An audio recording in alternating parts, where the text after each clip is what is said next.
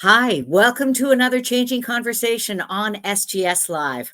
I'm PJ Kwong, and we are using this SGS Live to talk about cybersecurity in the Middle East from a challenge and opportunities perspective.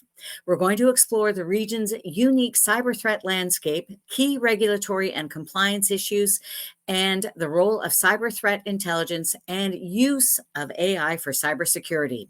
We'll also discuss how AI is shaping the future of cybersecurity in the Middle East. Together, let's uncover strategies and best practices for enhancing cyber resilience in this critical region. There's obviously a lot to talk about, and as always, I am joined by expert guests, and this time I have three, and they're going to help us break things down. And I'm going to start with a veteran with over 30 years of experience, Senior Manager, Operations, SGS Pakistan, Khawaja Faisal Javed. Welcome, Faisal. It's great to be here, PJ. It's great to have you. Our next guest has 20 years of experience and is the Manager for Audit and Training, SGS Pakistan, Waqas Awan. Welcome, Waqas. Hi, PJ. Thank you very much. Thank you for having me. Wonderful. Happy to have you. And our final guest also has 20 plus years of experience, and he is the Technical Manager, SGS Gulf Limited, UAE, Ramesh Venkatesan. Ramesh, thank you for joining us. Hi PJ, pleasure to be here and I am delighted. We are delighted to have you. Okay, we're going to do something a little different with this changing conversation. And that is, we're going to have a couple of polls and we want the audience to participate. We're going to make sure that you have a chance to sort of weigh in with comments and questions for our guests. Do that in the chat window below.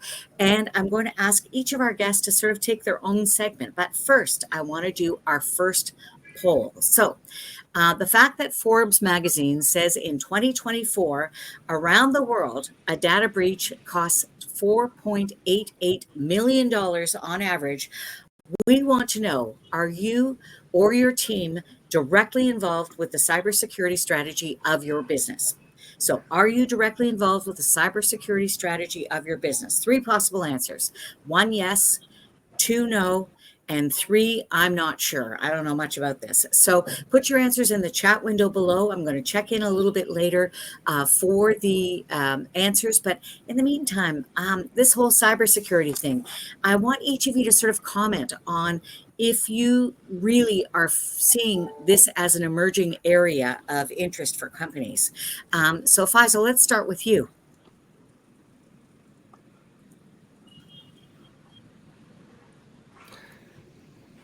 Yeah, I think cybersecurity strategy we're talking about, and Yep. when I'll be, because to be honest, when I entered this field back in 2002, and today it's 22 years almost.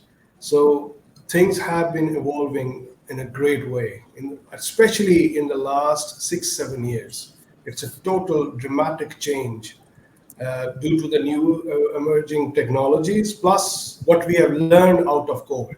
So, I usually say, the digital transformation which happened in the last 5 years, it would have been taking 15 years to take place if there is no COVID. So that's Yeah. why I usually say every threat, every kind of a disaster brings opportunities. It's upon us how we capitalize them. And this is one of the biggest example the world has seen, that out of the COVID, we know the disaster, we know the catastrophe, but the new world emerged, a new normal existed, and that's what we are living with. And cybersecurity is now part of our life, to be honest. It Yeah. is something which is not a buzzword, it is not a fancy thing. It's something part of our life, just like food and anything else. It's essential. Well, Katsa and Ramesh, do you guys each have something that you can offer as far as the importance in cybersecurity in your areas?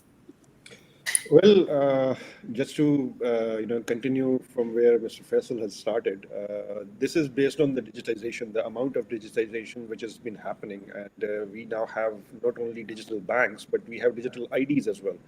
So everything is going into cyber world, and when there is a cyber world, there needs to be a security. Whenever there is a world, there is a security requirement there. So obviously, cyber security is now more than important than anything else, as they are important as well. So this is what we are going to talk about here today. And Ramesh, I know that you're interested in privacy laws. So I imagine that this whole digital explosion that we've experienced, that impacts your area as well. Absolutely. Here, like our colleagues said, cybersecurity, day to day, our way of life, we are all getting into the digital. When Yeah. you are just going out, so you can't be there without Wi-Fi. Yes. Everything is internet connected. Okay, so in the later point of view, you can live without Wi-Fi, you can't live without Wi-Fi. So that I can put it across there. Why I'm telling you this? Yeah, many people are working in Middle East, their family is in different parts of country. Yes, Okay, that's true. so they are living without Wi-Fi, but without Wi-Fi, if you are getting into the just going out of the aspects, you need to connect to the internet world. So everybody is prone for the cyber security related aspects, and we have to be aware of that, how we have to put the control over on that. So that is very important, like our Faisal said, it is part of our life. So that Is is it a very indeed? Yeah, absolutely. Faisal, I'm going to start with some questions with you. You're my first, I would say victim, but that's not exactly true. So The uh, pleasure. Pleasure what to I be your victim. Don't worry. what I'd like to know is if you can please give me sort of a brief overview. Let's start there, sort of an overview of the cybersecurity landscape in the Middle East. What can you tell me? Yeah, sure, for sure. We have already started the discussion about cybersecurity. So, just to give you the idea how it is emerging and what is going on globally and also especially in the Middle Eastern region. So, if you come to the internet access, as said by Ramesh, there are now 5 billion people in the world who have access to the internet one way or the other. This is totally linking the people personal life and professional life, which is the way it is unimaginable, I would say, around 15, 20 years back. So when you and new technologies are emerging, artificial intelligence, blockchain. So you hear a digital twin. So you hear a lot of things coming in, but all of these technologies are bringing a lot of facilities for our and easiness in our lives, but they bring a lot of cyber threats. As we said that it is a physical appearance of Khawaja Faisal, and I am existing in the cyberspace as it's kind of a my digital twin. It exists there, and that digital twin is always under threat. And we can see that we are trying to protect our personal data and to the critical international infrastructures from the cybersecurity and the cyber attacks. So this is not, as I said earlier, this is not something a buzzword to talk. It is part of our life. It is an what you call imaginable reality which we have to live with. Middle Eastern region is one of the I would say the economic hub right now in the world. High economic stakes are there. There are a lot of strategic importance of this region, and there are a lot of development going on. Very strong economies exist in this region. So as they are the target of the global cyber attacks as a team. People are teaming up and launching attacks. So I will share some of the statistics so that you can understand where do Middle East stand. So we'll focus on this area. Uh, Luckily, I have some recent data which is coming from the IBM cost of it data breach. It has ranked the countries in the world with respect to the cyber attacks, and Middle East becoming the second place after the USA. And Wow. you can imagine where do we stand. The Price Waterhouse Coopers, the PwC, has estimated 59% of the Middle Eastern companies have experienced a severe, significant cyber attacks in the last 12 months in 2023. and mostly targeting oil and gas, energy, financial, and government sector. Similarly, the cybercrime cost breach is reaching to 2 billion annual in the Middle Eastern region. That is, you can imagine that one of the biggest oil and gas industry in this region, it faced a $50 million ransom demanded in 2021. Similarly, the very famous Shimon virus, which attacked twice in this region back in 2012 and 2016, has left the people, one or two organizations devastated because it wiped all the data. Around 30,000 computers' data was deleted. Similarly, the UAE government in 2023 has disclosed that there are 50,000 cyber attacks daily in the UAE. They have a protection shield which has been protecting them. That's an excellent thing which is going on in this region.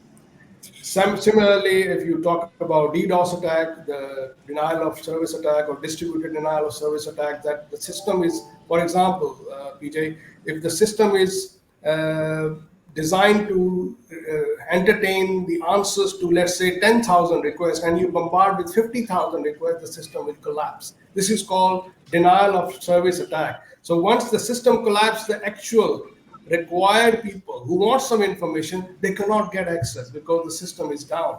So this attack is basically launched in 70% of the only of UAE and Saudi Arabia. It has increased 70% in 2023.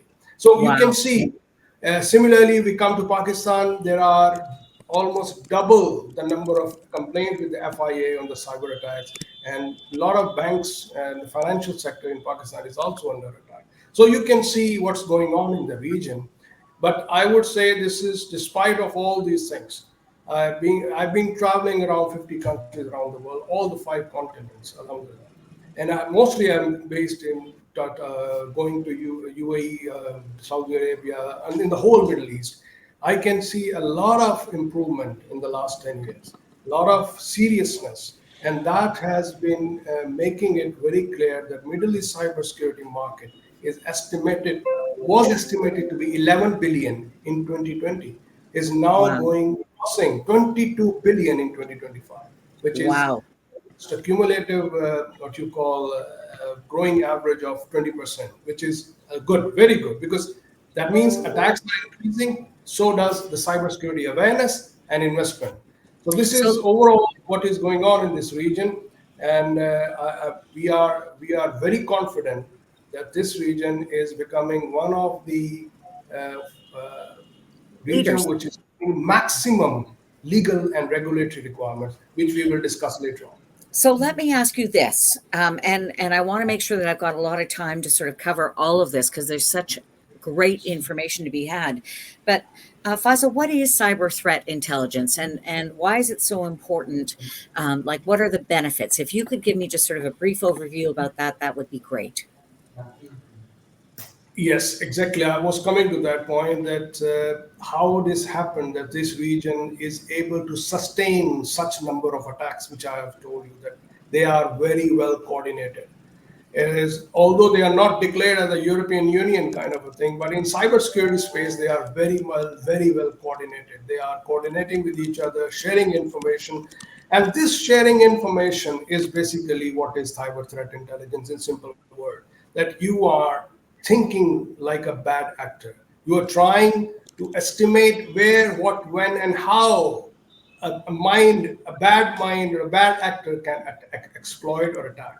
So CTI is just gathering, analyzing, and using an information of upcoming threats or emerging threats which are linked with the emerging technology, just like AI. AI is an excellent thing. You can do anything with ChatGPT. But at the same time, it is highly vulnerable. Number of attacks. If you want to ask, if you ask a question about something, but and gives you get some opinion from ChatGPT, it might be divulging you towards a skewed level. That it can be, let's say, it can discriminate between men and women. It can discriminate the minorities because this is something which can be infiltrated into the AI. So organizations need to prepare themselves to see the potential possibilities of attacks and try to prepare themselves for response. So CTI is just like a GPS, which navigates you through and give you where the potential danger lies. If I compare it with the real world examples, a neighborhood is watching your home if you are not at home. So they can keep and watch who's coming in and going out. Similarly, installing cameras, increasing lighting in vulnerable places is just an analogy you can draw that we are keeping our brain open, our eyes open on the cyber world, that what is happening and how we can cope with upcoming dangers. Now, coming to, as you said, why it is important, just to give you some figures. Again, the Ponemon Institute, they do a research every year. They said those who are using CTI organizations, they have reduced 1.25 million average cost of a data breach. It's huge. It's huge. And similarly, CTI has lowered the risk. CTI means cyber threat intelligence, has lowered the risk up to 30%. And that means organizations will have 30% less incidents and operational disruptions, which can disrupt their organization from doing any work.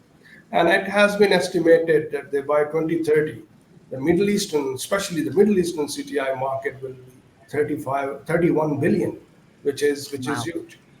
And just to come to very specific, in the last, I can give you some example of the UAE government's initiative on the CTI. They are, as we have given you the example, they are facing 50,000 attacks daily, but they are protecting their whole country. Similarly, 40% reduction in incidents in overall this region, as per the recent surveys, that has made CTI to be one of the savior for this region. Let me jump in for just a sec.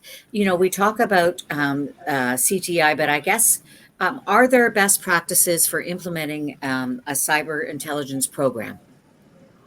Yes, this is a very what you call emerging field, I would say, and daily new things have been. You might have heard about red team, blue team, orange team. There are a lot of colored teams. So this is basically that you got offensive security. You attack your own systems to see whether they are strong enough or not. The first thing to gather information is to see where what could happen, kind of a roadmap you have to develop.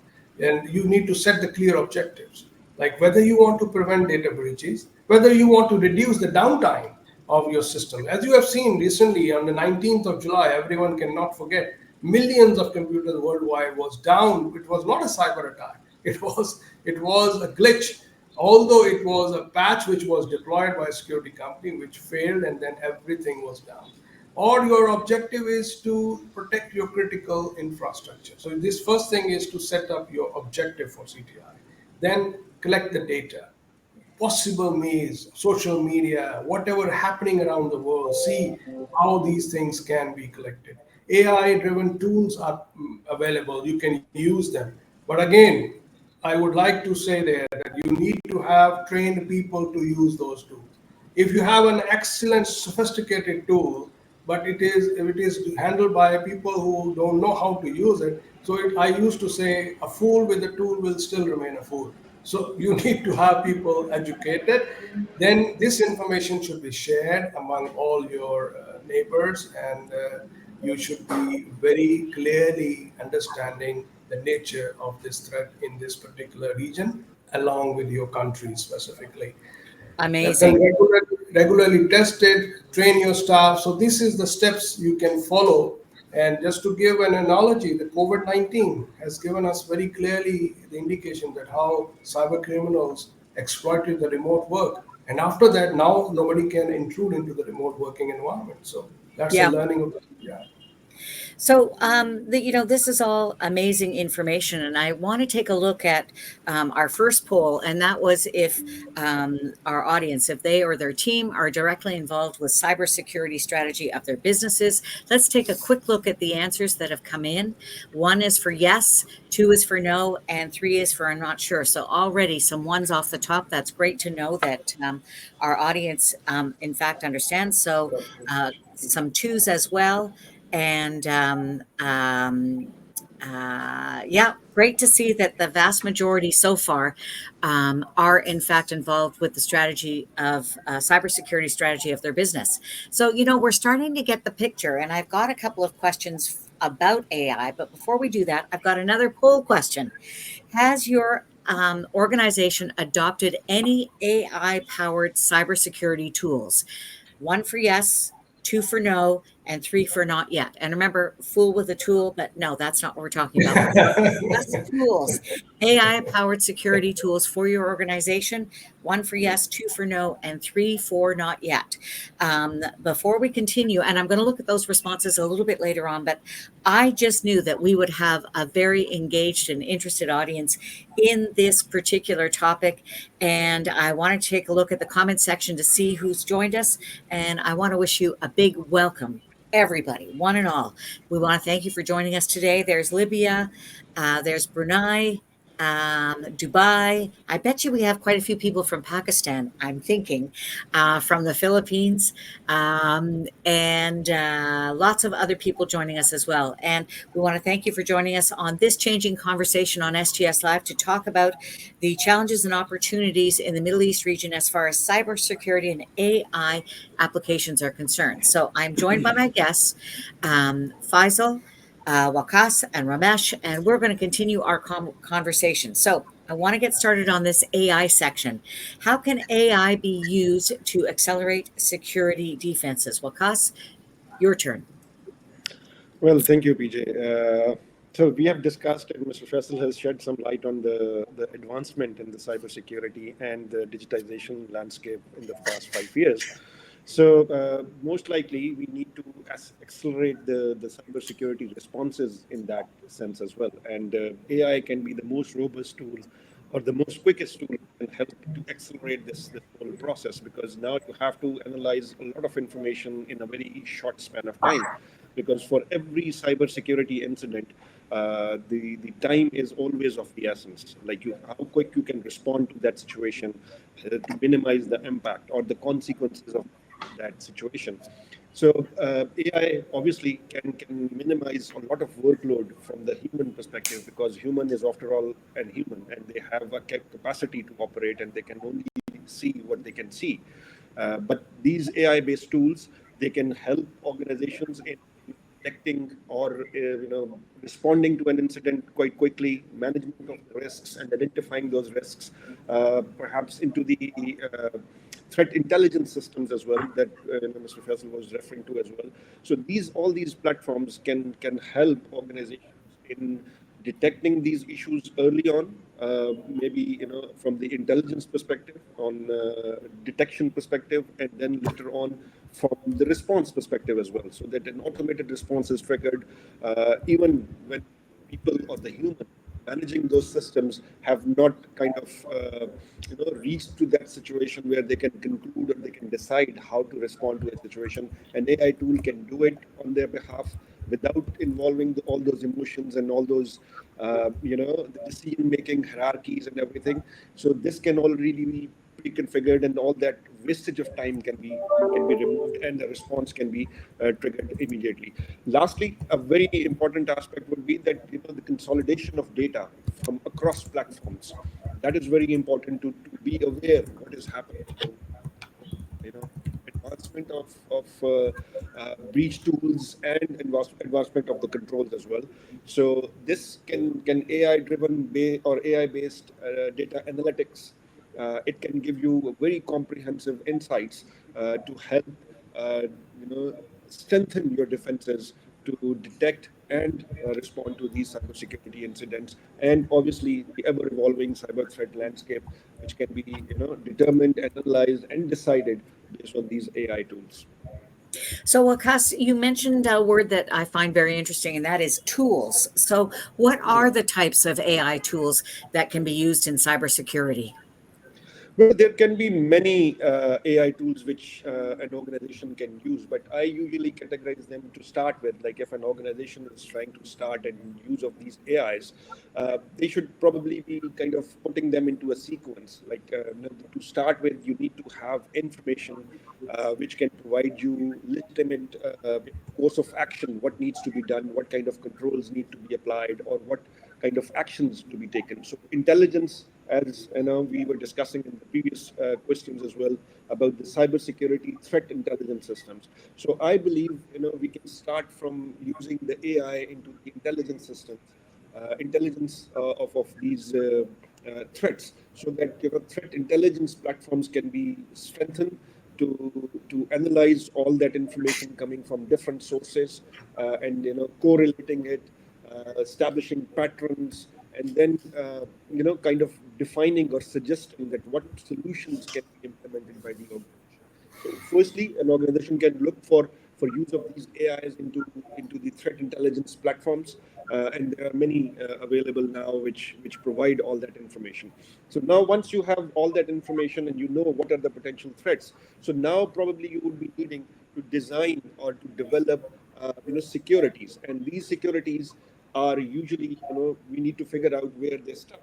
So as we have already we are all used to of having multiple devices, and in our technology or in our industry they're called as endpoint devices. So everybody needs a laptop, everybody needs a mobile phone, everybody needs an iPad or something. So these are all endpoint devices, and these are the most vulnerable devices, and these are the devices from which most of these threats can materialize from.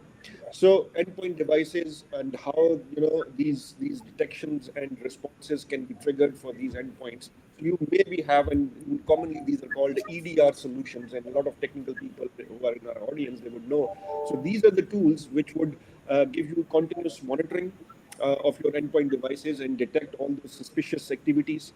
They can isolate malwares as well to protect for getting into the bigger elements and causing you a ransomware attack or a data breach attack or something. So this can be a second type of defense that you can apply an AI into. And then comes, once something has breached past your endpoint security, the third thing can come into play is that how you are going to orchestrate a response. So how can we automate this response? So that could be achieved, by using a source solution, which is usually security, orchestration, automation, and response systems, which is kind of driven by an AI, deciding the nature of action, the time to take to perform that action, that when it has to be triggered and how it has to be triggered.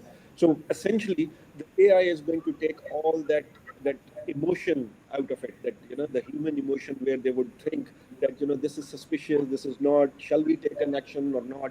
So AI is not going to wait for that kind of human emotion and emotional intelligence. It would just trigger the response as it is defined in its playbook.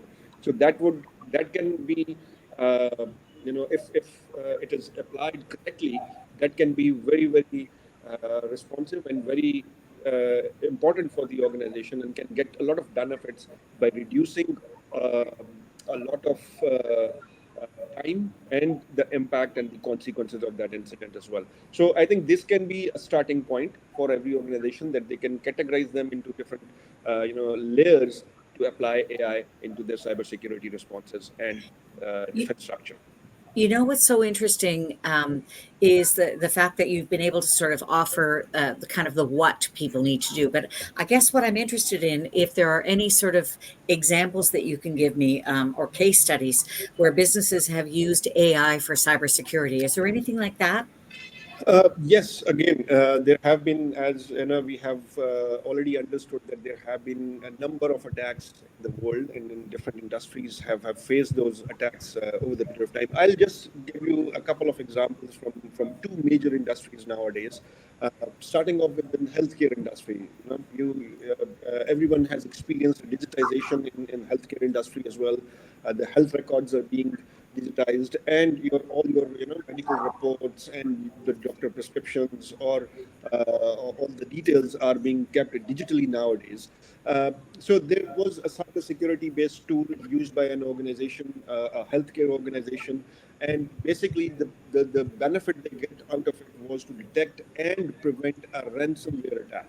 So how it detected, like the tool was there, the endpoint devices were being protected and monitored, and so there were an early detection that there is something fishy happening in the system, and there is some kind of an information which can cause a ransomware detected by the AI system. And then based on this unusual activity, the AI triggered a response by firstly isolating those affected devices, which were either predicted to be affected or they were actually affected. So they were kind of grouped together and isolated so that the rest of the system and the rest of the infrastructure is protected, and not all the data and all information is affected by the ransomware. So this was and again, as I mentioned earlier, time, like how quickly you are able to respond to that situation. So AIs, without any kind of emotional involvement in anything, so they would trigger that response and start taking the remedial actions so that the impact or the consequences of that attack can be reduced, and the solution is provided to the users quite easily. So this was a rapid automated response which eventually reduced the operational disruption and the destruction and the protection of personal data as well. So this was again in the healthcare industry. The second example is from a very common industry nowadays, the retail industry. So everyone likes to shop online now, right? So nobody is willing to make an effort and get ready and go to a shopping mall or a store to buy. They all want to Yep. just do that on the clicks. So with that, the usefulness of that platform has also brought in a lot of attackers on this, because that's the most lucrative part, because a lot of financial activity is being done there. So, so there was again a large company that implemented one of the solutions provided by one of the biggest companies in the world, Microsoft, and it was a SIEM solution, which was security information and endpoint management or event management solution. So that essentially what it does is that it monitors, it gives insights on the people's activities, and can try to correlate and establish patterns.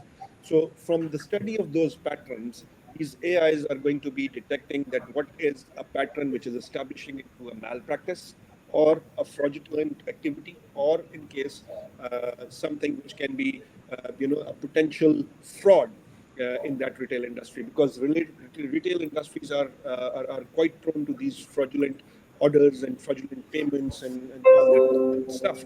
So these same solutions are giving all the users, or all the cybersecurity responders, or the first responders in that term, I would say, that insight into the information, that what pattern is building up, what is the potential fraud which is happening, and then they detect, and then they create a response to that situation. So this would essentially this help that retail organization to protect the customer data and improve any fraud detection in this. Essentially, saving their reputation, because nowadays, as soon as something is breached, and especially with the personal data breach, they are supposed to announce that and inform it to the legal authorities according to the regulations, which my friend is going to talk about later as well. So in that situation, the repute goes a long way. As soon as they announce that there has been a customer breach or customer data breach, a lot of trust is gone by the customers as well. So, to ensure that, I think these are the elements where I can or AI can help in managing those situations more quickly and rapidly as well. You know what? We've got a great audience comment, and thank you to the audience for being so engaged between the polls and now the question. So I'm going to ask that we bring that question up on the screen. I think, Waqas, it's going to be for you, maybe. Um, is it available for Microsoft Defender is the first part, but also what are the minimum requirements for cybersecurity in any organization? They're both very good questions. Well, again, minimum requirement would would be, you cannot, it's not kind of a one size fits all situation, Okay. because So it people need depends to be that in touch. yes, they need to be Okay. in touch. They need to be kind of wary of that, how much cyber footprint they have, what is their exposure, what are their exposures, and then they would decide a minimum set of security requirements.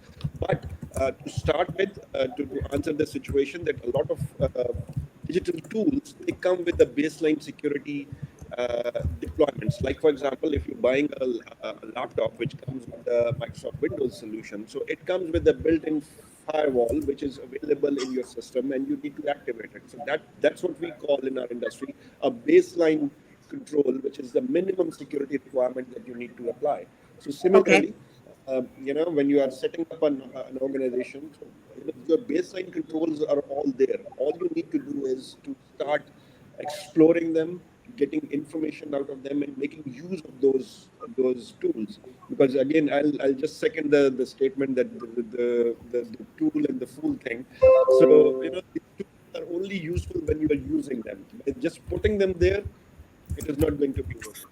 For sure. Okay, very quickly for one of you, that Microsoft Copilot question, is it available for Microsoft Defender? Do we know? Is it a question, or It's a very it's an information for us as well, that Copilot AI is available for Microsoft Defender? Okay, I think could it is be. information for us. Could, Yeah. could be that it was a comment and I just miss saw it as a question. Okay, we're going to move on. I want to take a look at the poll responses for whether or not your organization has adopted any AI powered cybersecurity tools. So number 1 for yes, number 2 for no, and number 3 for not yet. So there's a 2, which is a no. There's a 3, not yet. So that makes me feel optimistic. Another 2. So looks to me like people are still looking to sort of evolve in this area of using AI powered cybersecurity tools. Very, very interesting. Okay, I got another poll question for you. Thank you, audience, for playing along. This is great. I know we're focusing on the Middle East, but regardless of where you are, how confident are you that your organization is compliant with local privacy laws across your region? Here are your choices. 1, very confident. 2, somewhat confident. 3, not confident. And number 4, we are still assessing. Privacy laws was your cue about what we're going to talk to next, and that is with my friend Ramesh. I'd love for you to please give me a brief overview of privacy laws across the Middle East, and if you can provide an insight into some of the subtle differences. Absolutely, PJ. Actually, it's a huge stuff talked about our friends Faisal and Waqas. Okay, again, these laws. Earlier, first of all, normally my way of putting across to the forum, and it should be in the simplest form. Earlier, all the aspects which we were having a control over.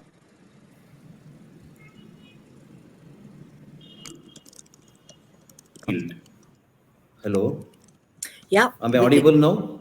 Yes, you just Hello, hiccuped there for a second, but you're back. hello. We can hear you. we Yeah. can hear So you, Ramesh. We can hear you. yes, for the past 35 years, I was in the field. Fortunately, the earlier it was everything in the printed form. It's slowly a transformation happened, getting into the computer era and getting into the digital era. Now everything is talked like a digital. Coming to the in terms of the cyber and privacy laws, there are huge number of requirements, and that is the advice. I can put it based on our experience. We can put it across to the all Middle East region, not only the Middle East region. Each and every country they have their own set of laws, and for example, if you're taking into that in the Middle East alone, no, comes under the UAE and Kuwait, Qatar, Oman, and including the our point of view, in SGS point of view, Pakistan also comes under the Middle East region. Then, when you are looking into that, these aspects, each and every country they came out with the fantastic laws. Example of cyber security law, cyber crime law. I, again, I don't want to get into the details, Federal law, it's law 5 number talking about the governance on cyber crimes. And federal law 34 is talking about the combating the rumors and the cyber crimes. Those who are all getting into that.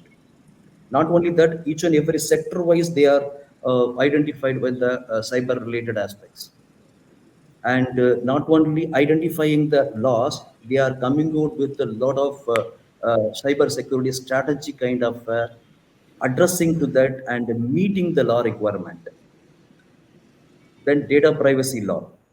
Data privacy law, after getting into the GDPR requirement for the European General Data Protection Act, there are each and every country coming out with the personal data protection law with respect to the whole nation.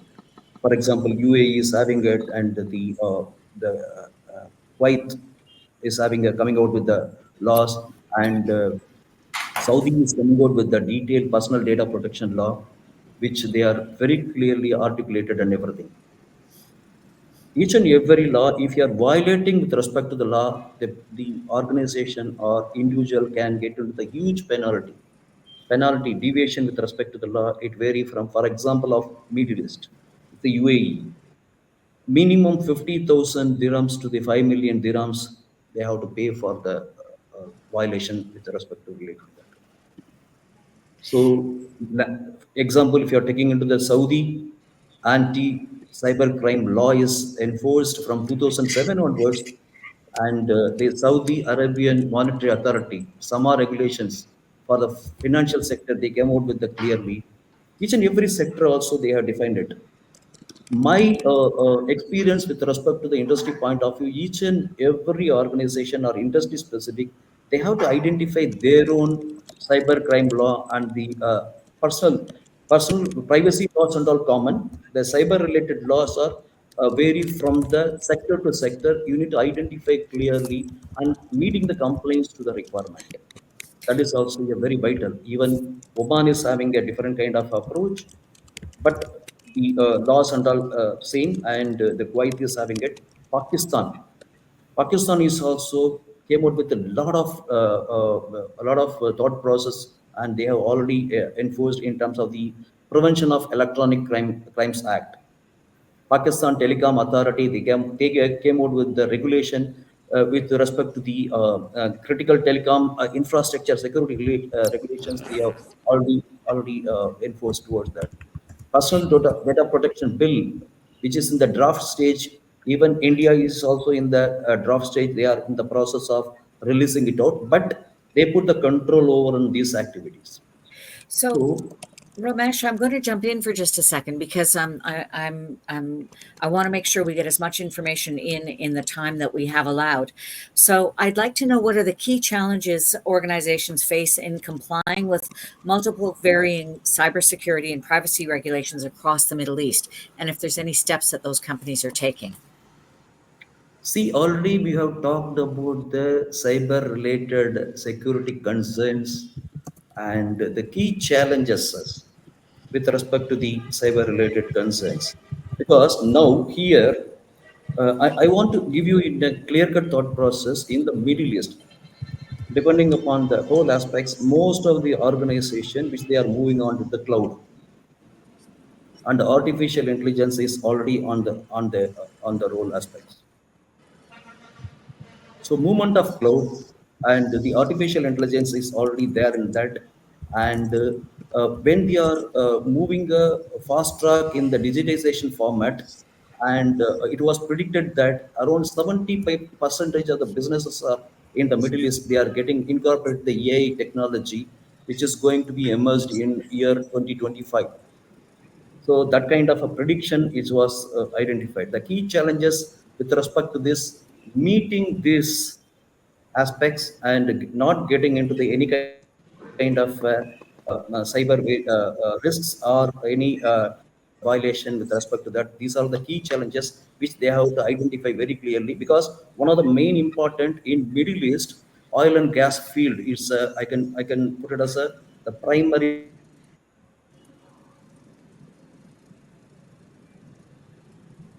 areas. They want to keep their information with respect to their own region. They don't want to move, because the cloud movement also the cloud data has to be there in the respective region, not getting into the other country or other region. So that is also a, there are various aspects are there. The organization have to study clearly and thorough on that, what kind of a requirement, and meeting these requirement and emerging the AI technology, how far it is going to affect the performance of the whole aspects. All the things are key challenges, and meeting the compliance requirement with respect to the local and the regulatory aspects, government and regulatory aspects, that is also a key challenges. So these are all the points which they have to look into that very carefully. Amazing, Ramesh. So I have a question for you, and then I'm going to come back to a question for everybody. But you have specific training and audit experience. And so, what are the trends that you are seeing or that people should be looking out for in this area? Absolutely. The trend is actually now the most of the organizations are only thing is a fast track mode which they are getting into that. Here, I would like to give one example. The UAE government, for example, in Dubai itself, they have identified they are going to expand, investing too much of money and huge money on expanding the Al Maktoum airport. So people are wondering that across Middle East, they are wondering that why they are investing the too much of money on that, because within 50 kilometers range, another the Abu Dhabi airport is there. Dubai airport is 70 kilometers. Within the circle, so many airports are coming in.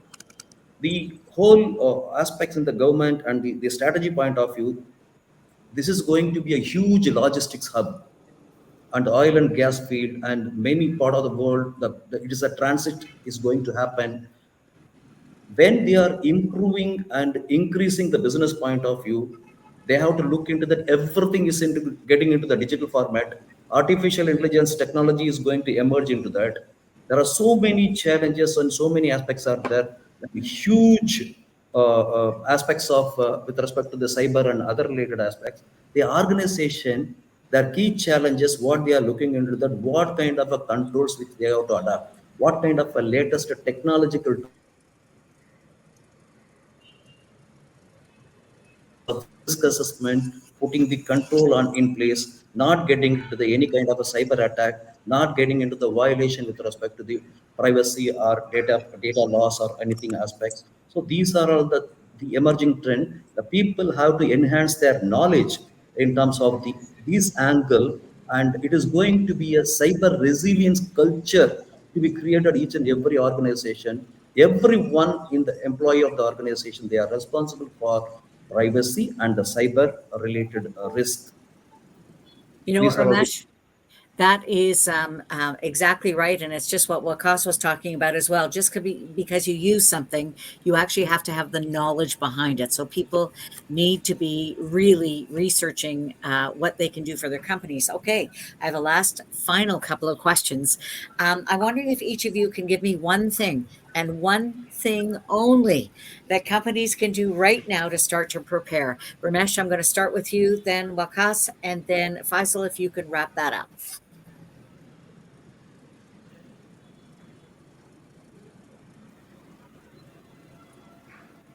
Ramesh, do you want to go first? info resilient culture. Waqas, that was short and Okay. sweet. I love it. Yes. So one thing to start with, I think the organization need to understand what they need to do. They Yeah. they, they just not need to follow the bandwagon that we have deployed the latest technology. No, that's not the solution. You need to understand your requirements and then choose an appropriate tool for you. It's not that you have an organization can only be secure if they have the bigger stick. It's not that kind of situation. You need to know how to use that stick as well. So understanding your needs and then deciding what needs to be done and how it needs to be done would be the thing to go, I believe. Okay, Faisal? I will just quickly say for the message to the Middle Eastern organization, they are close, very close to my heart, to be honest. And I would say united against threats and strengthen the cyber defense. It's basically in the heart of the Middle East. Every organization, every government in this region has to work together And they are already doing it, but they need to further strengthen it because this region is converting into a war zone. You can imagine what's going on around it. So, and heavy investment is being done. Heavy what you call economies are being developing in this world, in this area. So they need to stand united against all types of threats. That's the message. So, Faisal, I'm going to stay with you for this final comment. Are there any other key takeaways? Very important, as I said, collaboration is one, but the main thing which the Middle Eastern organizations, especially, they need to adopt proactive cybersecurity, and they need to foster cyber resilience. Now, cyber resilience, we call about operational resilience, that if somebody is not there on his place, somebody else is taking up the charge automatically. This is called auto conversion, right? So Yeah. the same thing we need to deploy, that we need to be well prepared to create a cyber resilience culture within your organization. You need to collaborate not across the region, across the organizations, across the local area where you are. Using the tool, as Waqas has said, is very good. And as I will repeat my words, a fool with the tool will remain a fool. It should not be adopted. I can see it happening in many organizations because they are running about after technology, but they are not knowing what could be the consequences to our organizations. A chat You know, GPT is being used, but how it is being used, it has to be regulated within the organization. And I know some countries in this region, they are taking the charge and they have the maximum legal laws or regulatory laws, which are not found even in many European countries. That's one of the biggest things.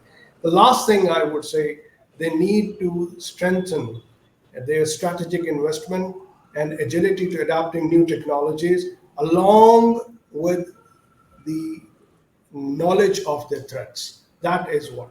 So innovate, but securely.